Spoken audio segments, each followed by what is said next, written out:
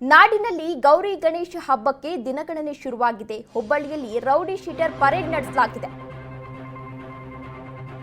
ನಾಡಿನಲ್ಲಿ ಗೌರಿ ಗಣೇಶ ಹಬ್ಬಕ್ಕೆ ಈಗಾಗಲೇ ದಿನಗಣನೆ ಶುರುವಾಗಿದೆ.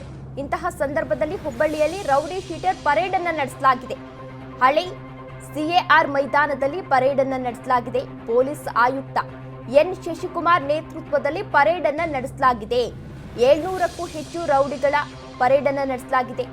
ರೌಡಿಗಳಿಗೆ ವಾರ್ನಿಂಗ್ ಅನ್ನು ಕೊಟ್ಟಿದ್ದಾರೆ ಪೊಲೀಸ್ ಆಯುಕ್ತರು.